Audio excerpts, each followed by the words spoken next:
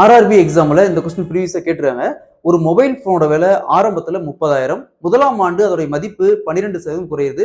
2ஆம் ஆண்டு அதோட மதிப்பு 15% குறையுது அப்படின்னா, 2 ஆண்டுகளுக்கு பிறகு அதோட விலை என்னவா இருக்குன்னு கேட்கிறாங்க. ஸோ பெர்சன்டேஜ்ல இந்த மாடல் சம் கேட்டாங்களா எப்படி குயிக்கா சால்வ் பண்ணலாம்ன்றத பார்க்கலாம். கொஸ்டின்ல ஒரு மொபைல் ஃபோனோட விலை ஆரம்பத்துல 30,000. முதலாம் ஆண்டு அதோட மதிப்பு 12% குறையுது. 2ஆம் ஆண்டு அதோட மதிப்பு 15% குறையுது. அப்ப 2 ஆண்டுகளுக்கு பிறகு அது மதிப்பு என்னவா இருக்குன்னு கேட்கிறாங்க. பெர்சன்டேஜ்ல இந்த மாடல் சம் கேட்டாங்களாம் சரி, இல்ல இதுலயே முதலாம் ஆண்டு அதிகரிக்கிறது, 2ஆம் ஆண்டு அதிகரிக்கிறது இந்த மாதிரி கேட்டாலும் சரி ஒரே கான்செப்ட் தான். எப்பவுமே பெர்சன்டேஜ்னு ஒரு கான்செப்ட் வந்துச்சுனாவே பேசிக்கா நீங்க 100% வச்சுக்கோங்க. சரிங்களா? அடுத்தது இங்க என்ன வேற கொடுத்துருக்காங்க ஆரம்பத்துல 30,000 அப்படி ரேட் பண்ணிக்காங்க. 30,000 பெருக்கல்.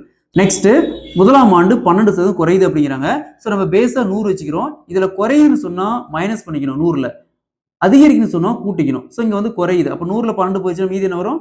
88% பெருக்கல். அதே மாதிரி இங்கேயும் குறையுது. அப்ப 100ல 15 போச்சுன்னா 85%.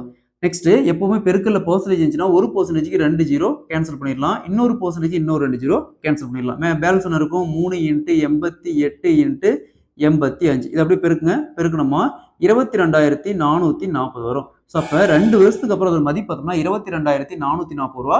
Option B is the correct answer. இதே மாதிரி இந்த சம் பாருங்க. ஒரு மொபைல் போனோட ஆரம்பத்துல 20,000. முதலாம் ஆண்டு அதோட மதிப்பு 10% அதிகரிக்குது. 2ஆம் ஆண்டு 20% அதிகரிக்குது. 2 ஆண்டுகளுக்கு பிறகு அது மதிப்பு என்ன வரும்னு கேட்கறாங்க. இதே மாதிரி தான் இந்த சம்மும். இந்த சம்ம சால்வ் பண்ணிக்கிற ஆன்சரை கமெண்ட்ல போடுங்க. அதே மாதிரி இங்க பாருங்க, இங்க குறையுதுன்னு சொல்லியிருக்கேன், இங்க அதிகரிக்குன்னு சொல்லியிருக்கேன். அதுக்கு தகுந்த மாதிரி சால்வ் பண்ணணும்.